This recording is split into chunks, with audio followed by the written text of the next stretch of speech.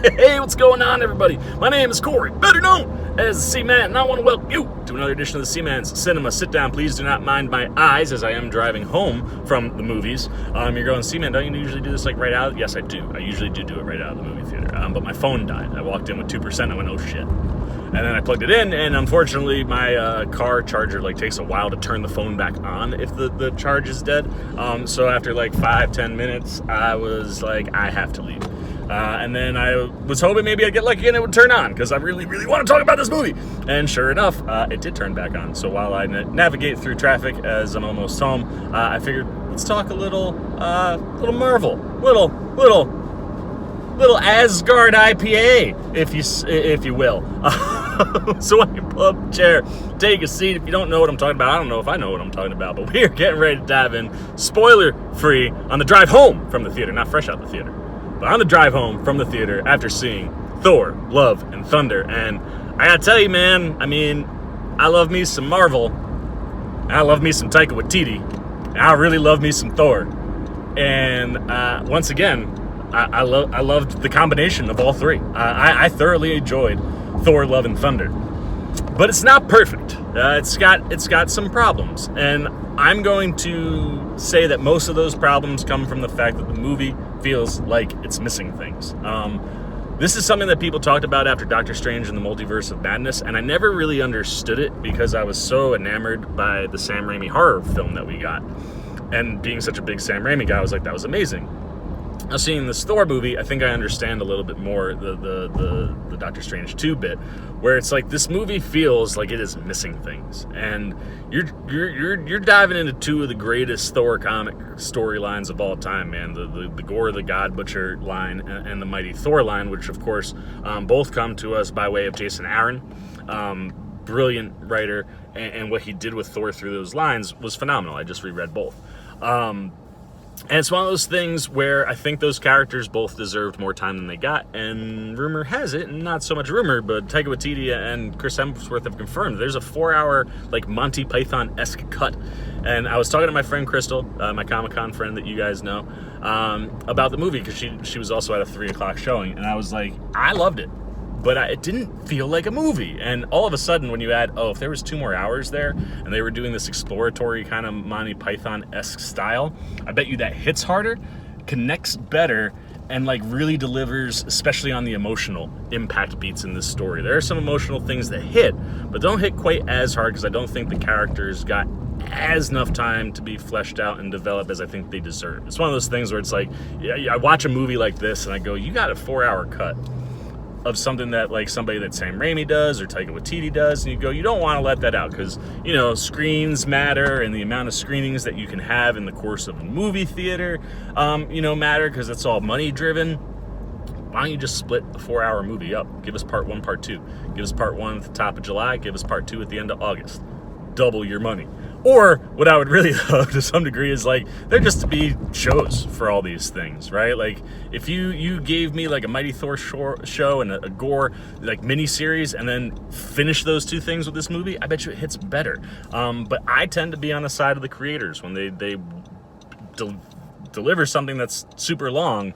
Figure out a way to make that work rather than chopping it down. Now, that being said, I think what Taika Waititi does here is fantastic, man. The one worry that I think fans had with Taika going into this one is that, he didn't really lean into the comics when it came to Ragnarok, and that ended up paying off. Ragnarok is pure genius, and I think the thing he had said was that he really dug the art and the style, but he didn't like the way they talked, so they were going to go do their own thing. And in that movie, you can see that comic love in the background. All of that Jack Kirby art that's in the background of that movie, we can understand where Taika's coming from. Now you're talking about 2 of the greatest storylines in the Thor runs, and you're like, this is a guy who doesn't really like the comics. Well, I'll tell you what, friends, one spoiler, Taika Waititi clearly read some comics, because I think he adapts these 2 storylines beautifully. I think there's some issues. I think they could have been developed a little bit better if given more time. I think in the context of a 2-hour film, I think Taika does a pretty damn good job of delivering on both of those stories. And while I think Gorr gets the biggest tweaks, they work for the story that he's telling, especially within this runtime. And I think Mighty Thor is probably the most comic accurate, but feels like she gets robbed the most, because you really want to spend so much time with Jane Foster because Natalie Portman is crushing it. It's so nice to have her back. But overall, I think from the comic side, for comic book fans, you don't have nothing to worry about. Taika Waititi does a really good job with this material. From a movie standpoint, Taika Waititi does Taika Waititi, man. I mean, the humor in this movie is phenomenal. There's a reason that Chris Hemsworth, I think, came back to do the amount of movies that he has done post where he probably should have been out. And I guess it's only one. He got his trilogy, but Taika really invigorated and like injected a new energy into Thor, where like him and Hemsworth, man, you can tell they have some sort of brotherhood. They get each other, and Hemsworth is perfect for Taika's comedic timing. They're great on screen together, obviously, because he's Korg. But it's like one of those things where like the comedy in this thing is phenomenal. If you were not here for a really funny rom-com, you might be a little disappointed. But if you can get behind a flat-out laugh-your-ass-off rom-com featuring two Thors, you're in for a treat. And it's not just the comedy. I think he does the drama really well. The Mighty Thor storyline, for those that don't know, mild spoiler, but this is the whole key, is like Jane Foster has cancer, and Mjolnir gives her, powers that allow her to be healed, so to speak. But there's twists to that the movie will discuss. One of the things I think they adapt very well. But, you come in here with that type of stuff, and that stuff's heavy, man. Like, it's super emotional. And just the breakup stuff with Thor and Jane is emotional. And I think Taika delivers in those realms as well. And he gives us wonderful Jane and Thor stuff. Like, one thing we didn't get was to really ever see them as a couple, and Taika gives it to us in a way that's really fun, I think.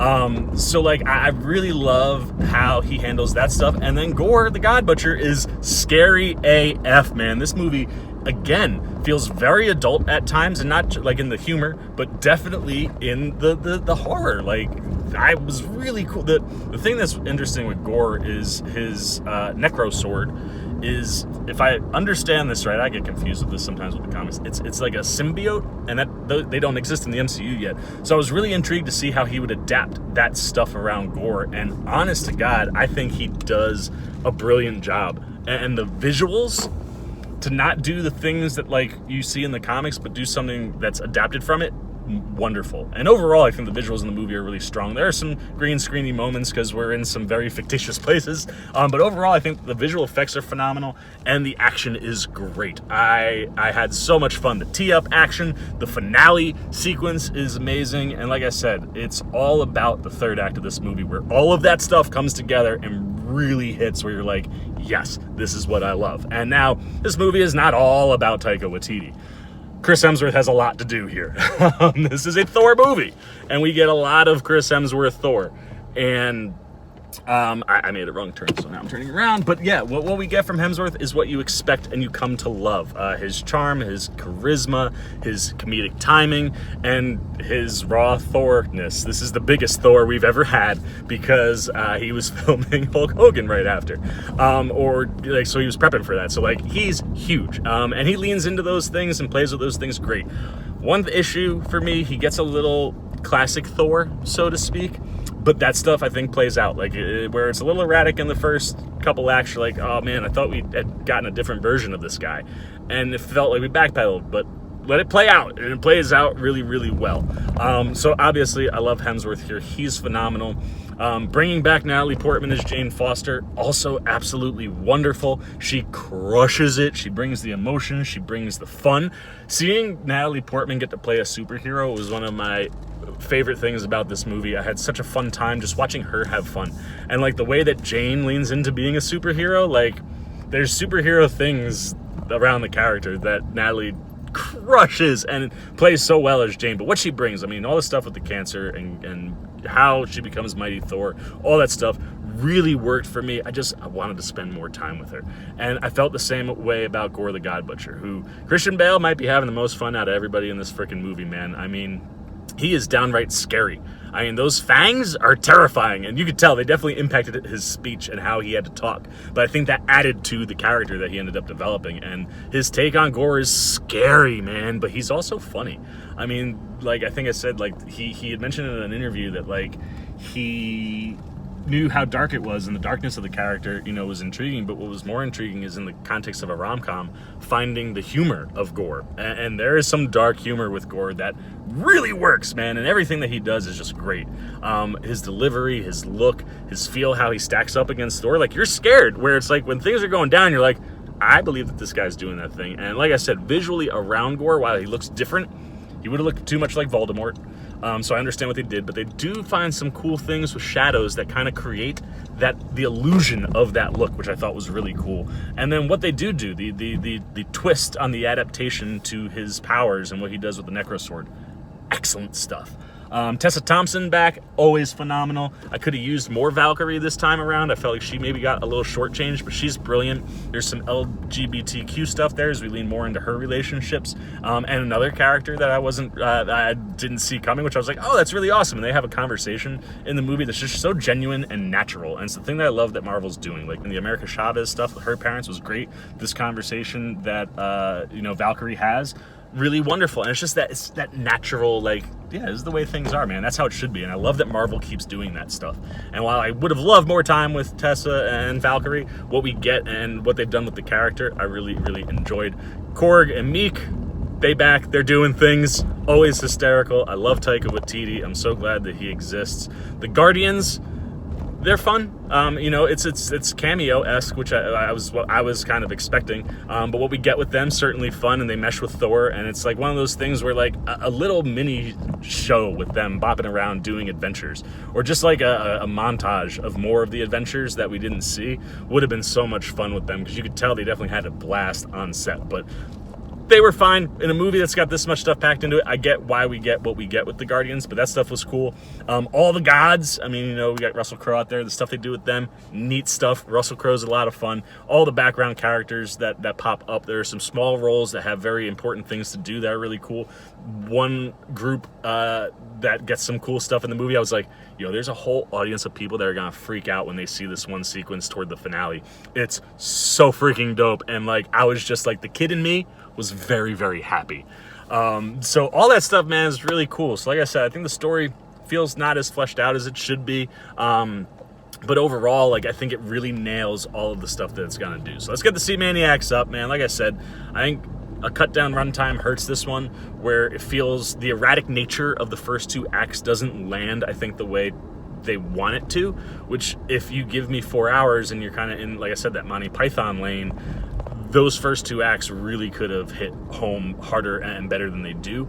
But this movie's third act is the hero. This thing saves the movie. If anybody's not in on this movie, when you get to the third act, that's going to bring you back in, man. It really does pull all the storylines together and the characters together really well, and delivers top-tier third act stuff in a superhero movie, which is usually where a superhero movie wavers and falters. So while, I could have used some more screen time, some more story fleshing out, maybe, a couple different choices here or there, ultimately what we get from Taika Waititi is wonderful. He leans into adapting the comics this time, and that really, really benefits him and the movie. What he gets from his actors is gold. We know what we're getting with Hemsworth. Having Natalie Portman back getting to be Thor is so much fun. Gorr the God Butcher, scary as anything, man. And score is fantastic. It really pushes the fun and the horror and the drama, and the soundtrack usage really, really solid as well. So across the board for me, I really had a great time with this one. It's a lot of fun. It's very funny. It's very entertaining. I'm going 4 out of 5 Sea Maniacs. It's hard to top Ragnarok. That movie's so damn perfect. But this one gets really close, I think, and is a valiant sequel. It is a worthy. It's one of those things that we talk about a lot in this film. Worthiness. This is a worthy sequel to that Ragnarok film. And I really hope that we get to see the 4-hour cut. So 4 out of 5 Sea Maniacs for the Seaman. That's it. I'm done. I said everything I gotta say. I'm almost home, which means now it's your turn, man. On the drive home, I want to know what you guys are thinking. If you've seen the movie already, keep it spoiler free, but did you like it? Did it feel like something was missing? Do you think a 4-hour cut would be more interesting to you? Would you watch a 4-hour cut? And if it was working, what was working? If it wasn't working, what wasn't? If you haven't seen the movie, have it gotten you excited? Are you still pumped? What were your expectations going in, and have they changed at all since you heard me talk about it? Anything you got, man, good, bad, indifferent on Thor, Love and Thunder, goes down below in the comments section. Look forward to talking to you guys down there. As always, if you enjoyed this video, please give me a thumbs up, and if you're new, you want to come hang out with the Seaman anytime we're talking movies, TV, trailer, reactions, you want to be here for some spoiler discussions, there's 2 pretty dope post-credit sequences in this movie. There's some cool things I'd love to talk about. I'm going to see it at least 2 more times. I got tickets with buddies from work tomorrow, going with my family hopefully over the weekend, so we're going to have time to talk spoilers. You want to be here for that stuff. You just want to show a little love and support to this guy.